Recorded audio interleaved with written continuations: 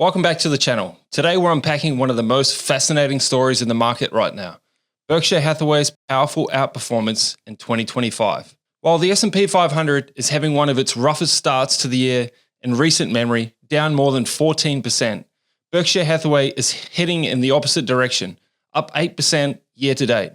That's a 23-point gap between the index and a single company. For context, this kind of divergence is incredibly rare, especially when you consider Berkshire typically moves in line with the broader economy. So what's behind this outperformance? What is Warren Buffett's fortress doing differently? And more importantly, what can long-term investors learn from it? In this video, we'll walk you through 5 major drivers of Berkshire Hathaway's performance, broader 2025 market environment, how Berkshire Hathaway's defensive structure is paying off, the company's smart tactical moves this year, Buffett's timeless investment philosophy, and the increasing role of buybacks in creating shareholder value. Now let's get started. To understand why Berkshire is outperforming, we first need to talk about the storm it's sailing through. 2025 has been brutal for markets. The year began with rising hopes of a soft landing, but by late Feb, those hopes had faded. The US administration announced sweeping new tariffs covering nearly all imported goods. Under a new wave of protectionist policy, dubbed economic rebalancing, within weeks, global trade partners responded in kind, escalating into what's now being described as a full-blown tariff war. Stocks have reacted swiftly. The market shed trillions in value, and investor sentiment soured quickly. Tech stocks, which dominate the S&P 500, were among the hardest hit. Companies like Apple, Nvidia, and Tesla, giants with deep exposure to global supply chains, faced downgrades, slowing revenue, and renewed scrutiny over their valuations. Meanwhile, financials struggled under the weight of slowing loan growth and rising deposit costs. Consumer discretionary names were dragged lower as higher prices and trade frictions dampened demand. Put simply, the broader market is in defense mode, and that's exactly where Berkshire Hathaway thrives. Unlike most companies in the S&P 500, Berkshire isn't beholden to a single sector or economic narrative. It's a structurally defensive with investments and subsidiaries spanning everything from railroads to reinsurance to consumer products. Think of Berkshire as a portfolio inside a portfolio. On one side, you have large equity stakes in public companies. On the other, you have wholly owned businesses, companies like BNSF Railway, Berkshire Hathaway Energy, and Precision Cast Parts. Operating in the real economy, this dual-engine model provides natural insulation when markets get rough. Let's break that down. First, Berkshire's equity holdings skew conservative. Companies like Coca-Cola, Kraft Heinz, and American Express offer essential services and brand loyalty. Not immune to economic cycles, but they're less sensitive to shocks than tech or cyclical stocks. Even its biggest equity holding, Apple, hasn't been a major drag. That's because Berkshire entered at a low average cost and has trimmed its position over time, effectively locking in gains while reducing downside exposure. Then there's energy. Berkshire holds meaningful stakes in Chevron and Occidental Petroleum, names that are up in 2025 as oil prices rise due to global supply disruptions. Finally, we can't overlook the cash. Berkshire is sitting on over $334 billion in cash and US treasuries. This isn't just a cushion, it's a competitive advantage. In a sell-off, liquidity is power. It allows Berkshire to remain patient, opportunist, and ready to deploy capital when valuations fall. All of these elements, diversification, liquidity, and a conservative bias, have helped Berkshire separate itself from the pack this year. Berkshire's success this year hasn't been passive. While some companies have frozen, Buffett and his team have been actively repositioning the portfolio. One of the first moves was a significant trim in financial exposure. Berkshire reduced its holdings in Bank of America, Citigroup, and other large banks, sensing pressure ahead for the financial sector amid rising reserve requirements and slowing credit demand. At the same time, it added to positions in defensive names, most notably initiating a new stake in Constellation Brands, the parent company of Corona, Modelo, and several other beverage brands. It's a classic Buffett move, a recession-resilient product with strong pricing power and cash flow. Internationally, Berkshire increased its exposure to Japanese trading firms like Mitsubishi and Itochu. These companies, often overlooked by Western investors, offer exposure to global supply chains and resource markets, all while trading at modest valuations. The Japanese government's recent push for higher corporate governance standards has made these companies more attractive to value-focused investors like Buffett. These adjustments show us something critical. Berkshire isn't simply riding its old portfolio. It's actively navigating this environment, rotating towards quality, defensiveness, and optionality. If Berkshire were a mutual fund, Warren Buffett would be its permanent portfolio manager, and his style hasn't changed in decades. It's not chasing momentum, it's not trading options, it's not doing what he's always done, buying high-quality businesses at fair or discounted prices and holding them for the long term. But in 2025, that boring, steady approach is outperforming just about everything else. Buffett's emphasis on economic moats, businesses with pricing power, brand equity, or structural advantages has paid off, whether it's Coca-Cola's brand, Apple's ecosystem, or Geico's cost advantage. Berkshire seeks companies that can withstand pressure, not just participate in booms. Equally important is Buffett's emotional discipline.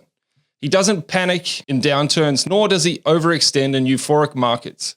That calm approach is rare today, when algorithms trade headlines and sentiment shifts by the hour.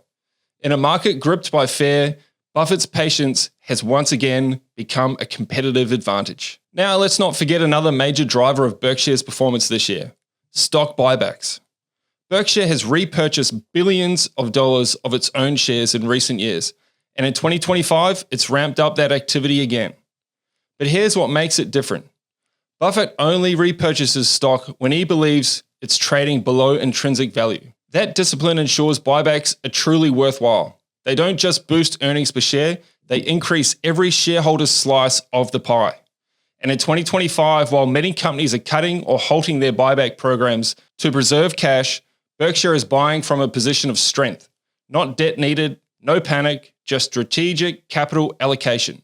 It's also a signal when Buffett buys back Berkshire stock, he's telling the market, this business is worth more than the current price. That vote of confidence is powerful and shareholders are taking notice. One of the most overlooked reasons for Berkshire's 2025 strength is something remarkably simple: reliable, compounding revenue growth. Over the past 10 years, Berkshire's revenue has grown more than 75%, from just over $210 billion in 2015 to more than $370 billion by the end of 2024. That kind of growth doesn't come from flashy product launches or viral apps. It comes from decades of disciplined execution, operational scale, and steady reinvestment. Berkshire doesn't rely on a single growth engine. Instead, it compounds across multiple fronts: insurance float, utility rate businesses, manufacturing expansion, and long-standing consumer demand. Its insurance operations, led by Geico and Berkshire Hathaway Reinsurance, have generated underwriting profits in most years, while producing a growing pool of float, capital that Buffett can invest without borrowing.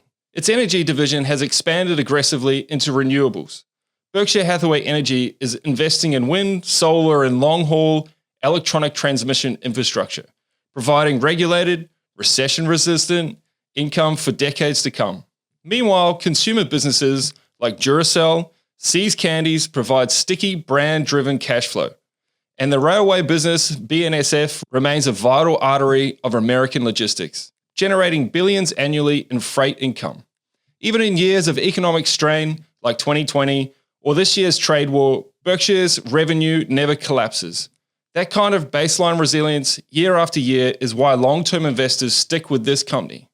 Beyond its well-known stock portfolio, Berkshire's private business empire is a massive engine of earnings, and one that gets far less media attention than it deserves. Less wholly owned businesses include BNSF Railway, one of America's largest freight rail networks; Berkshire Hathaway Energy, a leader in utilities and renewable energy projects; Precision Cast Parts, a global supplier of aerospace and industrial components; Duracell, See's Candies, and NetJets, all highly profitable in their respective industries. What these businesses have in common is predictability. They generate consistent, growing earnings and throw off real cash regardless of what the S&P 500 is doing. They also give Berkshire a unique advantage. It doesn't rely solely on public market sentiment to drive shareholder returns. When equity markets fall or trading volume dries up, These operating businesses keep delivering profits quarter after quarter. And unlike the average conglomerate, Berkshire doesn't centralize or micromanage. These businesses operate decentrally with trusted managers and long-term mandates. That autonomy fosters innovation, accountability, and above all, consistency. If there's one word that defines Berkshire Hathaway, it's fortress. And nowhere is that more obvious than in its balance sheet. At the time of this recording, Berkshire is holding over $334 billion in cash and US treasuries. Yes, that's billion with a B. That kind of liquidity is unheard of for a public company, especially one that operates across multiple industries. This reserve isn't an accident. It's part of Buffett's core belief that a strong balance sheet is the foundation of good decision making. Cash gives Berkshire two major advantages. First, resilience. In a downturn, it never needs to sell assets at the wrong time. Second, optionality. When others are distressed, whether that's a stock on sale or a business needing rescue or an asset-rich company with no bidders, Berkshire can step in and strike a deal. It's this same discipline that kept Berkshire stable through the 2008 financial crisis, through the COVID crash of 2020, and now through the 2025 tariff turbulence. Other companies run on leverage. Berkshire runs on cash. And in this market, that makes all the difference. Of course, no discussion about Berkshire is complete without addressing the future. At 94 years old, Warren Buffett remains at the helm. But succession planning is no longer theoretical. It's real, it's planned, and it's already underway. Buffett has named Greg Abel, currently in charge of Berkshire's non-insurance operations, as his successor. Abel has worked closely with Buffett for years, understands the culture of decentralization, and has helped oversee some of Berkshire's largest investments and operating divisions. Importantly, Abel isn't expected to reinvent Berkshire. He's expected to preserve what works: long-term thinking, conservative financing, and operational independence. Investors can take comfort in knowing that Berkshire doesn't depend on one person. It's built on a philosophy, a structure, and a culture that will outlive any single leader. That's why, even with Buffett in his final chapter, the company remains a cornerstone of many long-term portfolios. So let's bring it all together.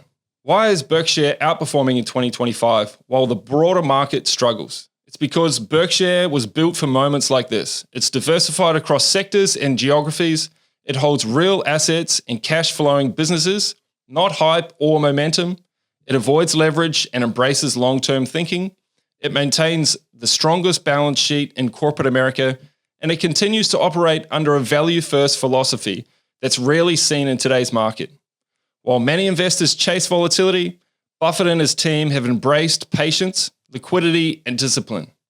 And it's that combination that's shining in a year like 2025. So whether you're a Buffett devotee or a passive investor or just someone looking to protect and grow capital in an uncertain world, these are lessons here that apply far beyond Berkshire Hathaway. Thanks for watching. If you found value in this video, give it a like, subscribe for more content like this, and let us know in the comments, are you investing in Berkshire in 2025? We'll see you in the next video.